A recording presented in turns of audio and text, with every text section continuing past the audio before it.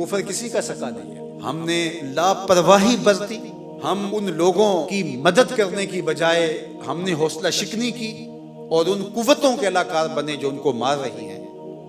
تو آج کیا ہم محفوظ ہیں؟ آج ہماری ہمسائیگی کے اندر انڈیا کو ہمارے خلاف کھڑا کر دیا گیا ہے۔ ایک جھوٹا مکر فریب پر مشتمل ایک ڈرامہ رچایا گیا ہے۔ معاہدہ سندھ طاس معطل کرنا تھا اور پاکستان کے خلاف کھڑا کرنا تھا۔ کچھ لوگ کہہ رہے ہیں جی پاکستان چونکہ جانے لگا تھا غزہ، یہ بھی ایک فضول بات ہے۔ کب ان کے اندر جان ہے کہ انہوں نے ایسا کوئی فیصلہ کیا تھا؟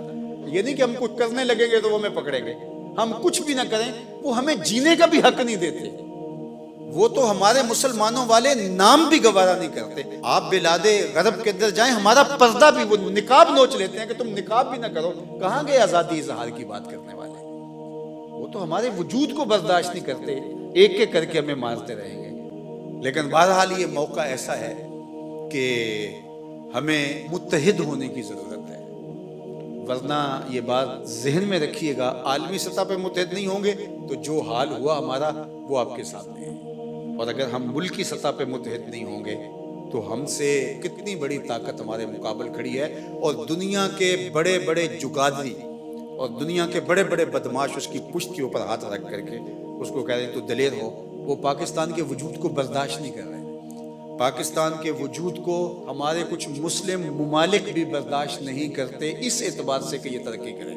وہ چاہتے ہیں یہ محتاج ہی رہے تاکہ ہم سے ٹکڑے لیتا رہے اور ہمارا دست نگر رہے، کیونکہ اس کا قوی ہونا، طاقتور ہو جانا ان کو بھی وارد نہیں ہے۔ دشمن کی تو بات دشمن کی رہی، اور عالمی طاقتوں کی بات نہیں کرتا۔ وہ تو اس کو ہمیشہ مقروض رکھ کے ذلیل و رسوا کر کے ان سے ہمیشہ اپنے مطالبات منوانے کے چکر میں رہتا ہے۔ اور ہمارا ہمسایہ تو پہلے دن سے ہمیں کبھی اس نے قبول نہیں کیا۔ اندرا گاندھی نے کہا تھا کہ ہم نے دو قومی نظریے کو کب سے اکھاڑ کے پھینک دیا ہے سمندر کے اندر، جب مشرقی پاکستان الگ ہوا تو اس نے کہا ہم نے جنازہ نکال دیا ان کے دو قومی نظریے کا۔ اب یہ بچا کچا پاکستان، اس کے بھی وہ ٹکڑے بکھرے کرنا چاہتے ہیں، اور پاکستان کے وجود کو پوری دنیا کی کوئی طاقت قبول کرنا نہیں چاہتی۔ اندر سے بھی جوکیں لگی ہیں، نوچ رہی ہیں اس کو۔ پاکستان کے ساتھ جو کچھ ہوا ہے، آپ حیرت زدہ ہو جائے، اتنے جھٹکے دنیا کا کوئی ملک سہ ہی نہیں سکتا، اس کے باوجود بھی یہ اپنے پاؤں پہ کھڑا ہے تو یہ کسی کی نگاہ کا کمال ہے۔ فانوس بن کے جس کی حفاظت ہوا کرے، وہ شمع کیا بجھے جسے روشن خدا کرے۔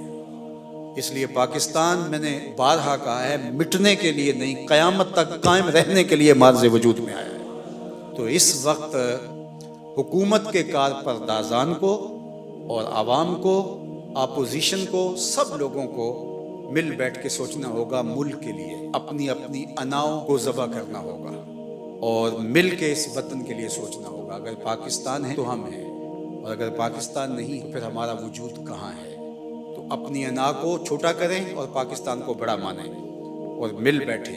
اور اس وقت جو حالیہ مسئلہ ہے، دشمن جو ہمیں آنکھیں دکھا رہا ہے، ہم متحد اور متفق ہو کر کے ان کو بتائیں کہ یہ ہمارے داخلی معاملے تھے، تمہارے مقابلے کے اندر ہم سیسا پلائی ہوئی دیوار ہیں، اور اگر پاکستان کی طرف میلی آنکھ سے دیکھا، آنکھ نکال کے رکھ دیں گے۔ اس قوم کے جذبے اور اس قوم کا اس پاکستان کے ساتھ تعلق کی خاطر اور وابستگی کسی سے چھپا ہوا نہیں ہے۔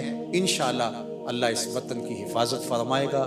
میں اس موقع پر پاکستانی گورنمنٹ کو، اپوزیشن جماعتوں کو اور جتنے بھی ادارے ہیں سب کو کہتا ہوں کہ اس حساسیت کو مد نظر رکھتے ہوئے اس وقت وہ جڑ کے بیٹھیں اور دشمن کو دندان شکن جواب دیا جائے۔ یہاں کوئی کمزور بیان، کمزور بات، کمزور پالیسی لوگوں کو توڑ کے رکھ دے گی اور لوگوں کا مورال نیچے کرے گی۔ اس وقت ہمیں توانا آواز چاہیے، ہمارے کان یہ آواز سننے کے لیے بے تاب ہے۔ والسلام علیکم ورحمۃ اللہ۔